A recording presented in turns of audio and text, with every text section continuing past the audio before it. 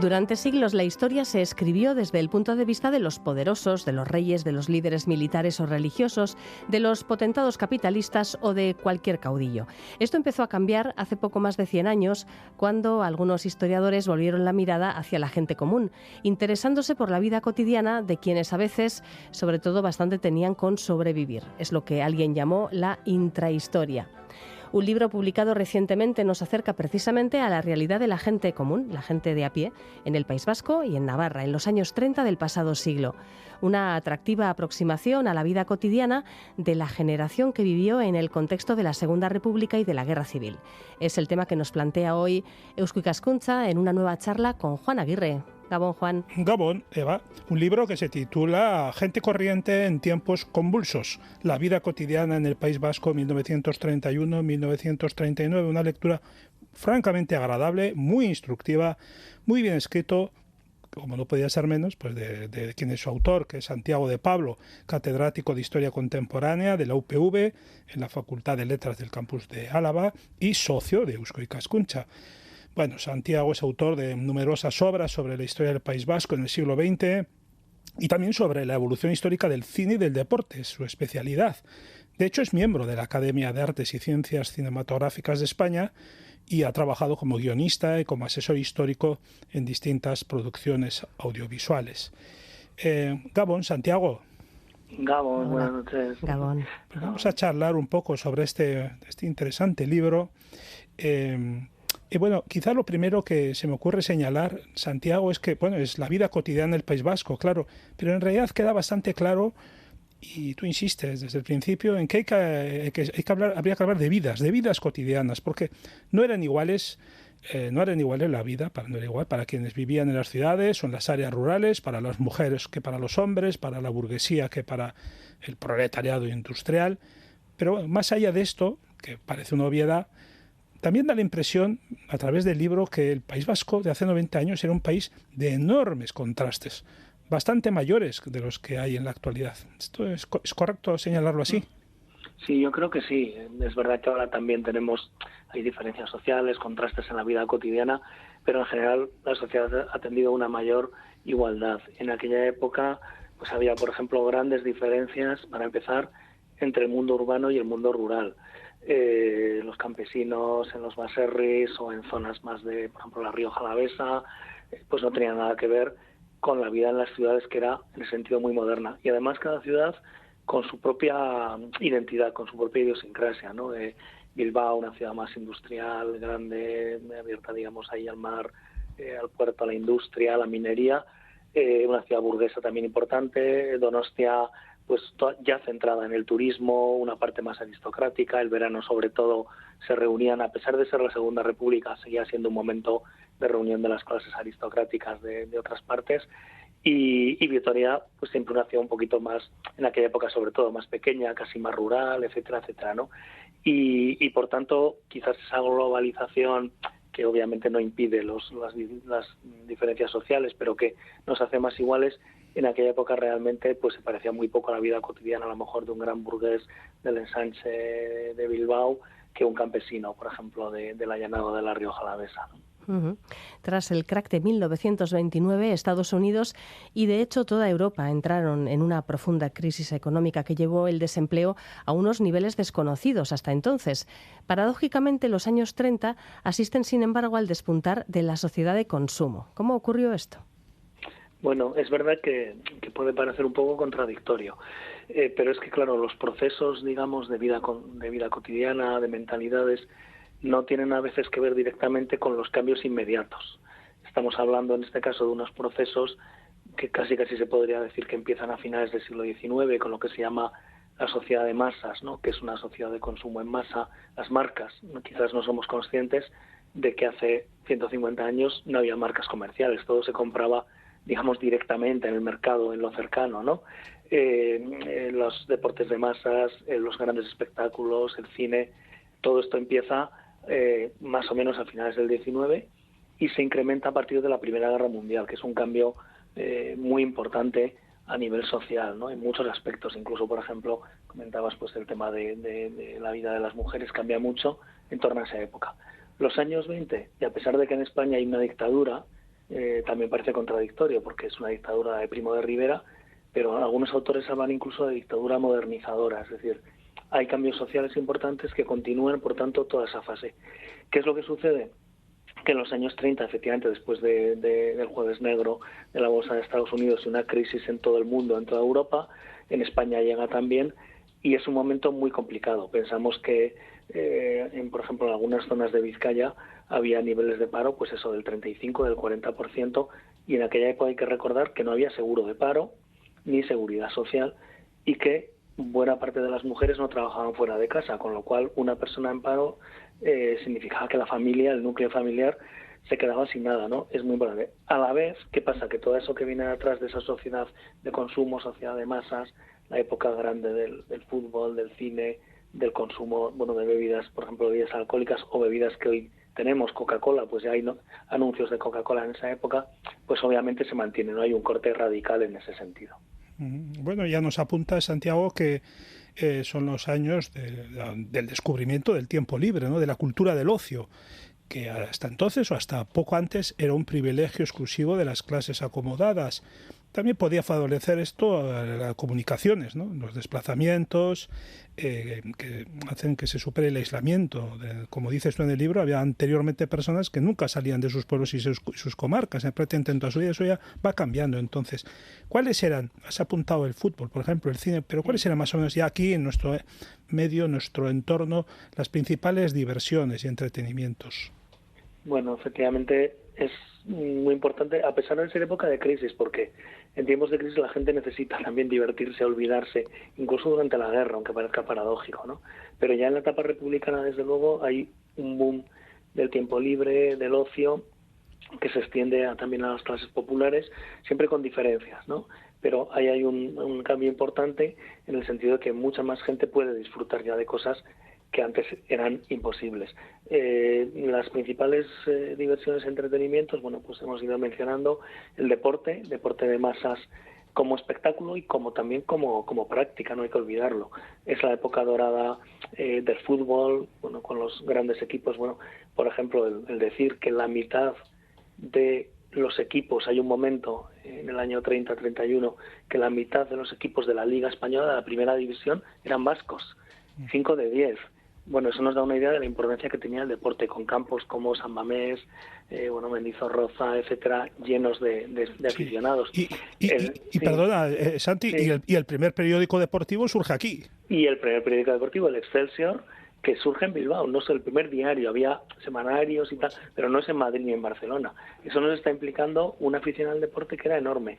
El fútbol, pero también el ciclismo, es la primera vuelta al País Vasco que había empezado en los años 20, que continúa, el boxeo, que quizás hoy es el que más ha perdido fuerza, con Paulino Uzcudun, sobre todo, Isidro Gaztañaga, y también a otro nivel el montañismo. Es una época también que sale mucha gente al monte, mujeres también, es interesante destacarlo, ahí hay un cambio importante, entonces todo eso llevaba mucho. Y luego el cine, el teatro es verdad que se habla que está en una cierta crisis en esa época, porque el cine sonoro, que llega en 1930, es decir, prácticamente, y que es una revolución, el poder escuchar de esa manera, ¿no? Entonces tenemos con algunas producciones también propias, pero sobre todo cine norteamericano, porque en eso casi no hemos cambiado, ¿no? Se podría decir, había mucho cine norteamericano.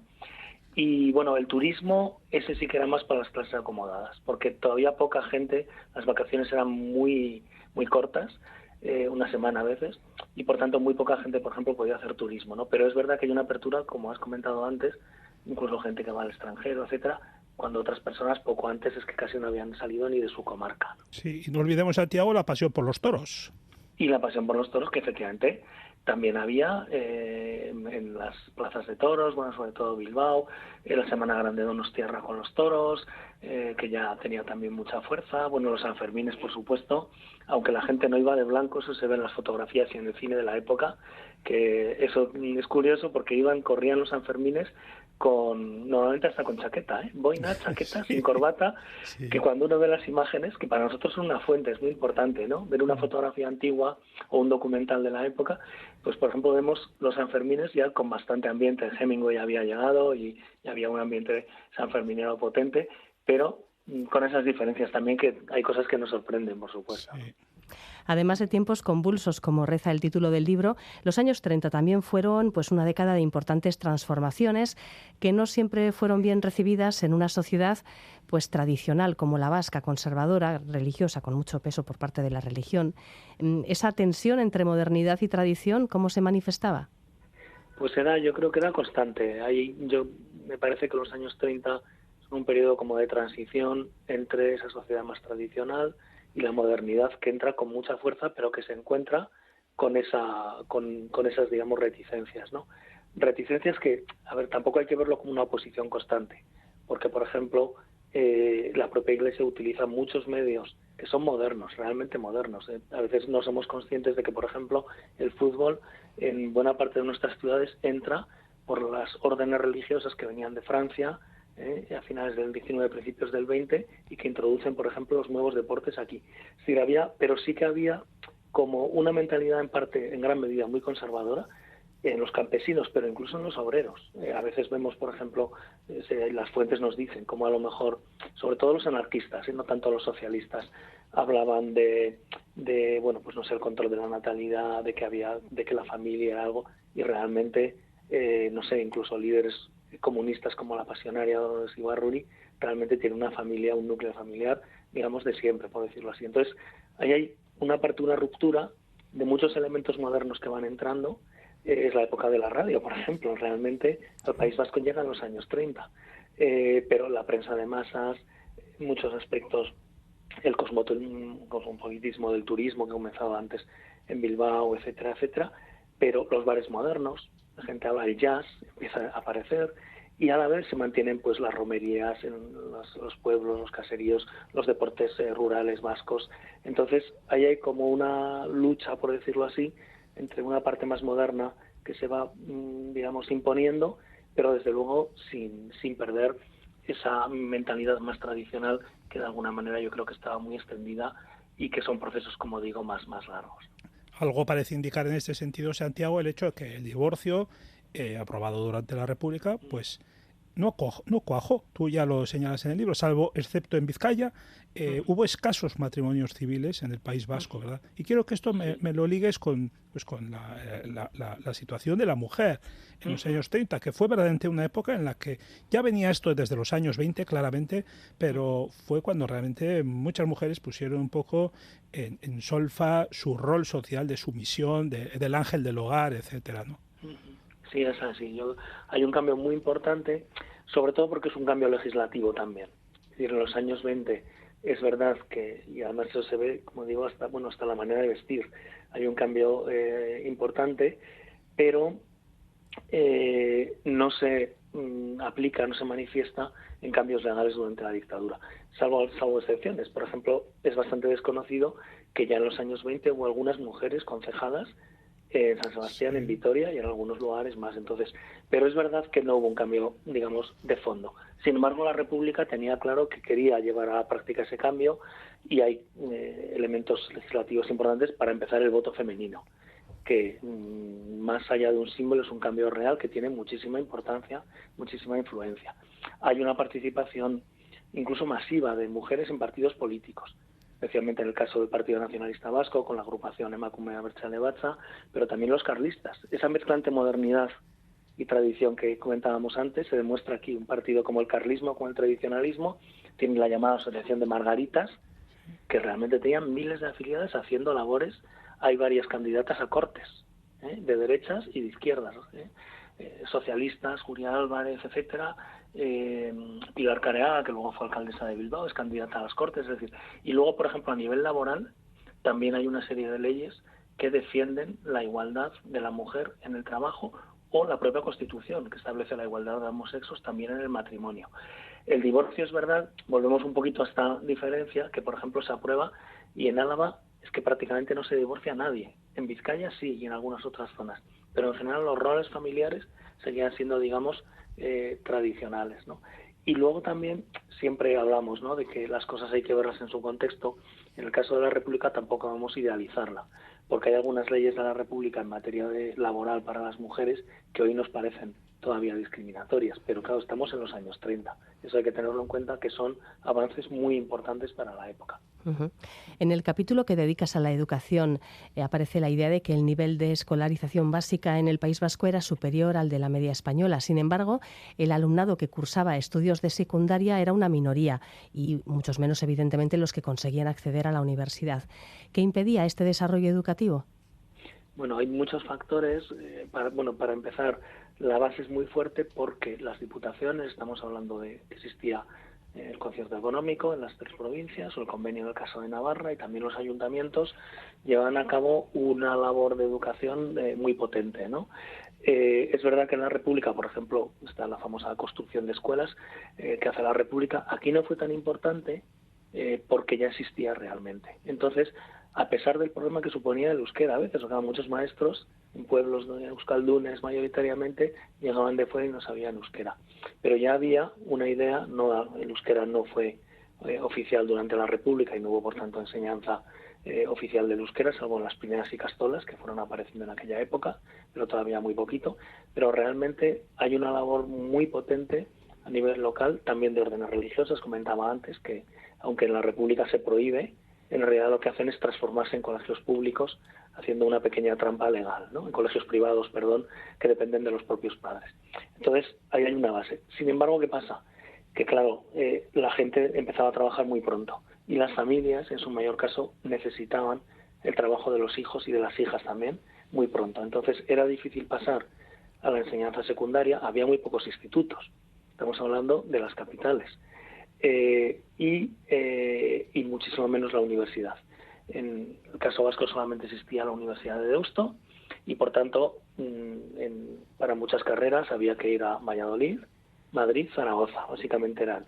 Y claro, muy poca gente realmente podía permitirse el ir a la universidad. Iban algunas mujeres, muy poquitas todavía, pero sí que es una época en que hay un incremento de las mujeres en la universidad, que también hay que destacarlo. Y bueno, por tanto hay un cambio social importante en la educación que en realidad pues se retomará, digamos, ya a partir de los años 60, ¿no? En este sentido es importante también destacarlo. Sí, porque en 1936 estalla la Guerra Civil y bueno, pues muchas de aquellas formas de vida que hemos descrito se vieron muy alteradas o, absolutamente cambiadas o incluso suprimidas ciertas formas de vida. ¿Esto fue, Santiago, una ruptura temporal o realmente transformó la cotidianidad de la sociedad vasca en la guerra y la posguerra también? La posguerra. Sí, obviamente la guerra supone una ruptura, digamos, radical. Primero por la propia situación. La situación bélica hace que la vida cotidiana sea completamente distinta, que la gente tenga que pensar en sobrevivir mucho más que antes, racionamiento de alimentos, especialmente al principio en la zona republicana, porque claro, tenían más población y menos capacidad por ejemplo, de conseguir cereal, etcétera, algunos alimentos básicos, ¿no? Mientras que Álava y también Navarra, que quedan en la zona sublevada, tenían menos población y más posibilidades alimentarias, ¿no? Pero está el tema de los bombardeos, está el tema, es decir, realmente la propaganda. Entonces, al principio yo diría que hay una transformación en los dos bandos. Una transformación sobre todo revolucionaria en el caso de Guipúzcoa, cosas como quitarse la corbata, los burgueses, o el sombrero incluso, el llamado sin sombrerismo, sí. Porque claro, era ser burgués y por tanto exponerte, ¿no?, a una represión. Cambia radicalmente. Vizcaya menos. Vizcaya después también con el gobierno vasco, la vida cotidiana se mantiene. Pero obviamente en zona sublevada, lo que fue después ya la zona franquista, el franquismo, pues ahí hay un cambio total o muy potente con respecto a la etapa anterior. Muchos de los cambios legislativos de la República realmente se suprimen, como es el caso del divorcio.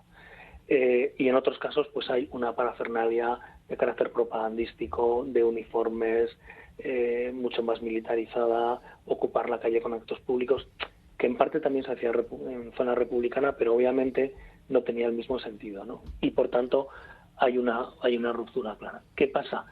Que en la posguerra todo esto efectivamente, no todo, hay cosas que se van recuperando. No sé, hay continuidades como el tema del fútbol. Enseguida la gente quiere el cine, la gente en plena guerra incluso, y a veces es curioso porque se ven las mismas películas en los dos bandos durante la guerra.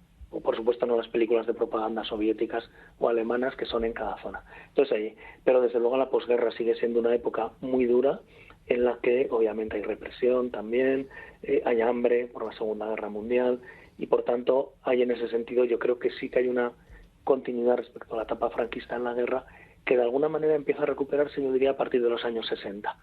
Cuando llega la transición ha habido ya un cambio social que quizás es lo que hace que a lo mejor esos cambios políticos se admitan de una manera pues un poquito más sencilla que lo que fueron esos años convulsos de la Segunda República. Uh-huh.